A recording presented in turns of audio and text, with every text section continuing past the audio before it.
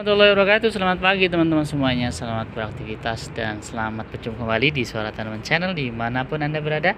Bapak Ibu, Ayah Bunda dan kakak adik semuanya yang tercinta semuanya. Selamat datang di Suara Tanaman Channel di hari Rabu tanggal 13 Maret 2024, tepat jadi hari kedua puasa. Bagaimana puasanya? Lancar insyaallah ya. Mudah-mudahan semuanya dilancarkan dan mendapat pahala yang terbaik di sisi Allah Subhanahu wa taala ya.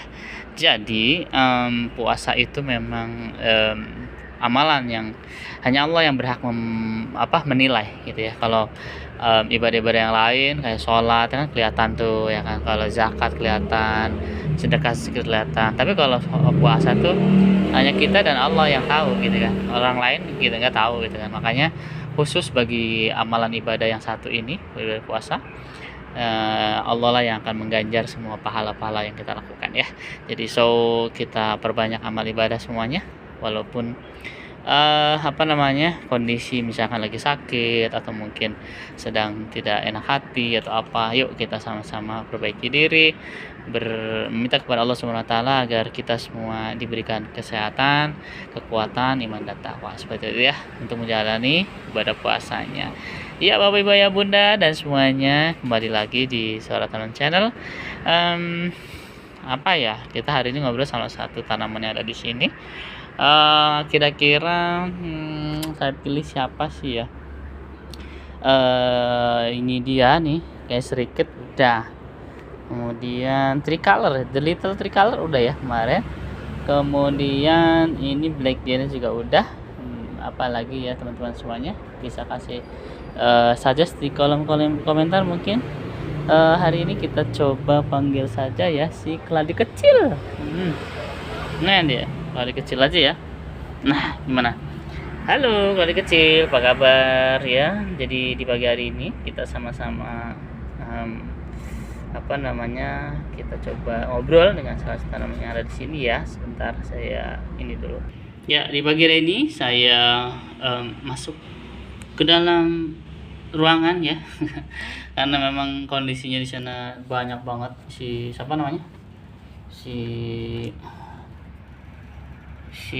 kucing-kucing ya. Mohon maaf. Kucingnya tuh agresif sekali teman-teman semuanya. Jadi kita masuk ke dalam lah biar fokus gitu ya. Oke, di pagi hari ini kita akan ngobrol dengan si keladi ya. Keladinya warnanya pink dan ini sangat cantik sekali. Teman-teman semuanya. Luar biasa keladi pinknya. Ini dia, kita shoot dulu. Coba lihat. Mana ya? Kita belum lihat. Mana ya? Oke. Sambil menunggu penglihatannya jelas. Maklum kameranya jelek ya. Ya. Oke, ini dia tuh. Lihat cantik banget ya. Warnanya itu ya kemerah-merahan gitu ya. Jadi ini ada daun mudanya. Kemarin sih beli ya si Mami. Ini ada indukannya, ini anakannya. Jadi ada bonggolnya ditanam ya kan, seperti ini. Tapi memang ini agak kurang ini ya tuh, tapi ini daun mudanya bagus banget, warnanya pink merekah gitu kan. Dan ini menjadi sebuah daya tarik penggemar ini ya, penggemar keladi ya. Agak susah nih keladi nih. Oke, di pagi hari ini jadi memang kita akan ngobrol dengan si keladi merah ini. Namanya keladi apa sih ya? Saya juga penasaran sebenarnya teman-teman. Cuma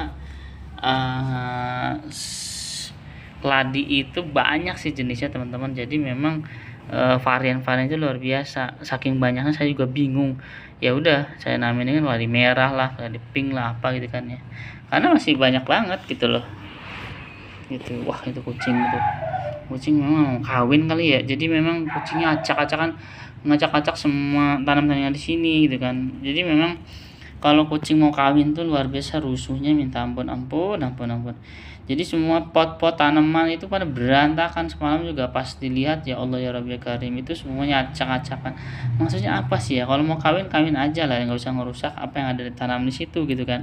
Makanya rada sebel. Tapi kalau nggak dikasih makan kasihan, kalau dikasih makan akhirnya ya ngacak-acak juga gitu loh. Kadang saya berpikir malas ngasih makan, soalnya ini sembarangan, terus dia ngacak-acak. Tapi ternyata Tidak bisa. Saya kadang, aduh mereka belum makan, kasihan, ngeong-ngeong gitu kan, nggak tega gitu. Makanya ini gimana ya solusinya itu kan. Saya mau ngusirnya gimana, tapi mereka juga makhluk hidup, butuh makan segala macam gitu kan. Gitu sih. Jadi tuh dia bunyi tuh berantakan, kayaknya mau kawin gitu loh. Jadi sebenarnya sih kalau mau kawin ya Bu jangan rusuh gitu loh. Ya udah kawin aja kan gitu. Mereka kan nggak usah pakai ke KUA segala macam, kawin aja itu kan. Tinggal suka sama suka selesai kan gitu. Jadi jangan membuat kegaduhan, kerusuhan di muka bumi gitu. Kawin aja ya. Ini ngomongin apa sih? Ya, jadi di pagi hari ini, tepatnya di hari Rabu ya, 11 Maret ya saya bilang. 13 Maret kok, 11 Maret sih ya. Iya, jadi 13 Maret ya, di hari Rabu 2024 ini Suara Tanaman Channel kembali hadir gitu kan, menemani Anda seperti biasa lah ya kan. Kami hadir walaupun bulan puasa juga memang hawa-hawanya udah ini ya malas ngonten, tapi ya karena buat teman-teman semuanya pecinta Suara Tanaman Channel, saya terus update ya kan, dengan tanaman-tanaman di sini dan tentunya topik keseharian. Jadi hari ini tuh sebenarnya mau ngobrolin masalah puasa bagi orang yang mengalami atau penderita MAH ya. Jadi ini sangat-sangat tricky sekali. Jadi kemarin saya juga sampai sekarang juga rada-rada agak mual, tapi masih enakan. Jadi sebelum H-1 tuh saya kena MAH ya, asam lambung naik itu luar biasa, itu nggak enak banget, dan sampai keringat dingin dan muntah gitu kan. Sebenarnya kalau udah muntah tuh udah plong, cuma yang masalahnya belum muntah ini nggak plong-plong gitu kan. Nah itu H-1 tuh saya pikir wah ini gimana ya kalau puasa, orang nggak puasa aja begini kan gitu kan. Tapi dengan Bismillah hari pertama puasa, malamnya sahur, memang ada obat yang masuk ya, obat lambung gitu sebelum sahur. Bismillah dengan niat Allah, dengan niat puasa ya karena Allah, dan akhirnya achieve loh satu hari itu kemarin, keren banget kan. Jadi sebenarnya orang-orang bilang puasa itu bisa menyembuhkan MAH atau asam lambung. That's right, itu sangat betul gitu, dan saya alami gitu kan. Kekhawatiran saya untuk wah ini kalau saya puasa gimana ya, ini nggak bisa nih kan gitu kan. Tapi ternyata luar biasa gitu kan, memang puasa itu bisa menyembuhkan asam lambung gitu kan. Nah tinggal nanti memang ada makanan-makanan yang harus dihindari oleh penderita asam lambung atau MAH ya. Mungkin yang asam-asam atau yang bersoda-soda itu jangan gitu kan.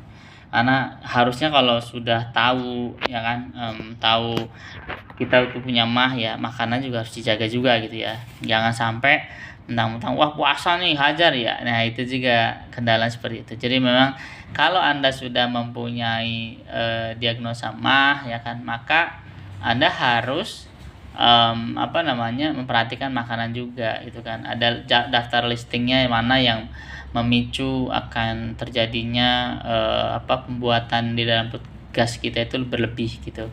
Jadi memang bagi penderita MAH harus selektif ya makanannya. Jangan sampai ada pemicu buat pembentukan gas yang berlebih.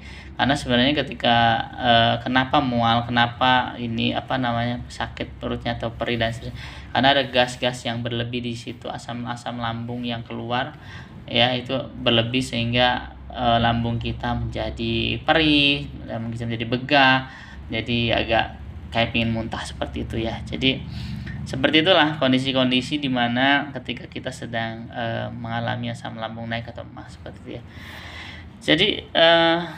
Jadi memang kalau kita berpuasa masih bisa, masih oke, masih jalan, masih memang obatnya puasa sih kalau yang penyakit MAH itu. Tapi nanti hati-hati ketika buka puasa, jangan sampai ada makanan yang memicu pengeluaran asam lambung yang berlebih. Nah ini yang harus kita perhatikan. Dan tetap ya, kalau hari-hari biasa kita bisa minum 2 liter atau 8 gelas per hari, di bulan puasa pun sama ya, jangan mengurangi gitu kan. Karena memang ketika kita berkurang, maka dehidrasi akan melanda kita gitu. Yang ada nanti sakit pinggang dan seterusnya, itu efek dari dehidrasi atau mungkin kelingan dan seterusnya ya. Oke, jadi di pagi hari ini bersama si keladi tanaman ya, di keladi tanaman yang pink apa merah ya, antara itulah ya teman-teman.